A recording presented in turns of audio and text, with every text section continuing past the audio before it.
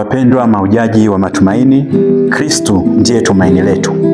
Napenda kuwakaribisha katika tafakari zetu za Ishi Neno, Jumapili ya 32 ya mwaka.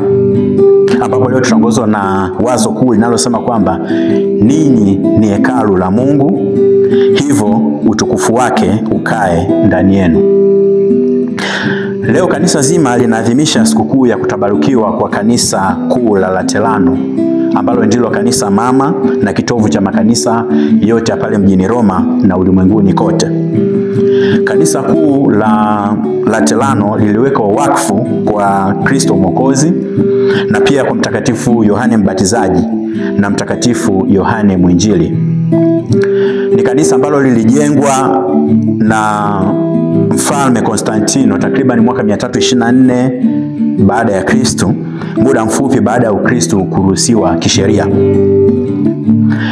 Ni kanisa ambalo lilipewa hadhi ya kuwa kanisa kuu la askofu wa Roma. Kama tunavyojua kwamba katika kila jimbo kuna kanisa kuu la kiaskofu. Kwa hiyo hili ni kanisa la kiaskofu ambalo askofu wake ndiye Baba Mtakatifu mwenyewe. Sikukuu hii sio sikukuu ya jengo, lakini maana ya jengo lenyewe. Na maana yake ni umoja wa makanisa yote ulimwenguni ambayo yanakusanyika chini ya alifa wa Mtume Petro ambaye ndiye Baba Mtakatifu. Kwa hiyo kwa kuadhimisha sikukuu hii duniani kote, kila parokia tunauishwa upya kwa ile ahadi ya kuwa hekalu hai na uwepo wa Mwenyezi Mungu katika makanisa yetu.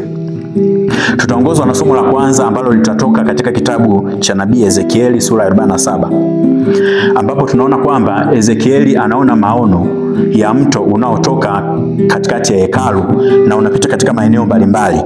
Na katika kila maeneo ambako haya maji yanapita ya huo mto, maji haya yanaponya na kubadilisha hata maeneo ya jangwa kuwa bustani za matunda. Kwetu sisi wa Kristo, unabii huu unakuja kutekelezwa baadaye kwa Yesu Kristo mwenyewe, ambaye baada ya kuchomwa mkuki ubavuni, maji na damu vilitiririka. Tunaona katika Injili ya Yohane sura 19 aya 34. Na alama hizo ni alama za sakramenti za ubatizo na Ekaristi Takatifu, ambazo sakramenti hizo ndizo zinazotoa uhai kwa kanisa. Kwa hivyo basi, kila jengo la kanisa linakusudiwa kuwa chanzo cha uzima katika maeneo yote, mahali ambapo neema zinapitia kwa kupitia sakramenti, mahali ambapo wale wote wenye mioyo iliyojeruhiwa wanaponywa, na mahali ambapo kila jangwa la dhambi linageuzwa tena kuwa bustani ya matunda. Katika somo la pili kutoka waraka wa kwanza wa Mtume Paulo kwa Wakorinto sura ya 3, tunaona Mtume Paulo anabadilisha ile dhana ya kuamini kwamba hekalu ni jengo, lakini anasema sasa kwamba hekalu ni watu. Anasema kwamba ninyi ni hekalu la Mungu na Roho wa Mungu anakaa ndani yenu, na msingi wake ndio Yesu Kristo mwenyewe. Kwa hivyo basi, kila muumini anakuwa sehemu ya lile jiwe hai ambalo juu yake linajengwa lile hekalu la Roho ya Kimungu. Lakini changamoto ambayo inabidi tujiulize sasa sisi kama Wakristo ni kwamba, kama mimi ni hekalu la Mungu, je, moyo wangu unafaa kwa makao ya Mungu?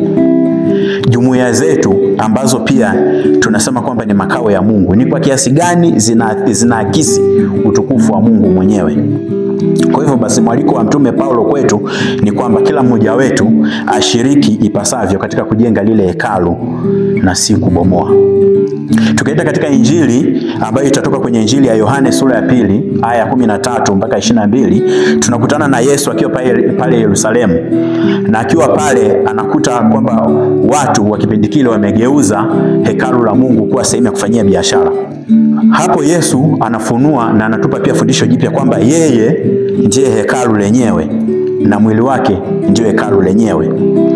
Nasi kwa kupitia ubatizo tunakuwa washiriki wa ule mwili wa Kristo, na hivyo tunakuwa hekalu hai la Mungu ambaye Roho Mtakatifu anakaa ndani yetu.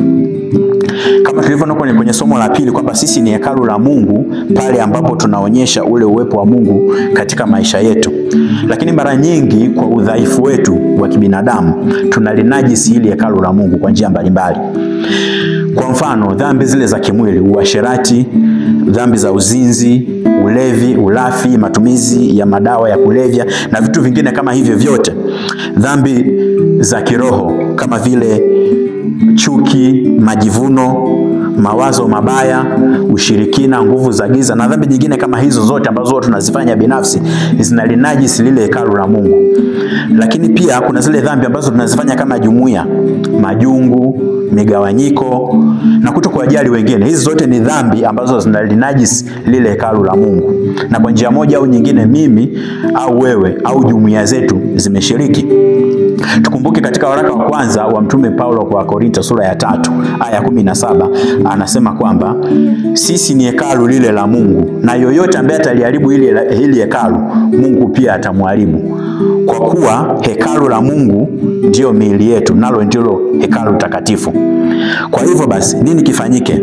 Njia pekee, kwa sababu tumelinajisi hili hekalu la Mungu, ni toba na upyaisho. Kama vile Yesu alivyosafisha hekalu pale Yerusalemu, pia nasi tumruhusu huyu Yesu aweze kuingia mioyoni mwetu na kusafisha yale yote ambayo yanalinajisi hili hekalu la Mungu.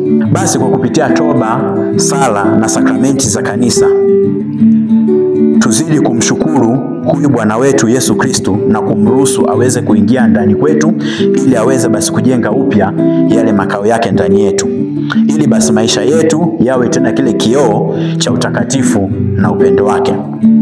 Ndugu zangu wapendwa, tunapoadhimisha hii sikukuu ya kutabaruku lile kanisa la Laterano, tumshukuru Mwenyezi Mungu kwa kutufanya sisi wenyewe kushiriki pia kuwa lile hekalu lake hai.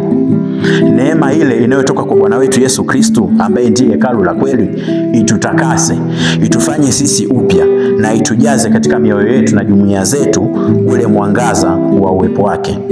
Ndugu zangu wapendwa, maujaji wa matumaini, neno la Mungu li hai. Ishi neno. Tumsifu Yesu Kristo.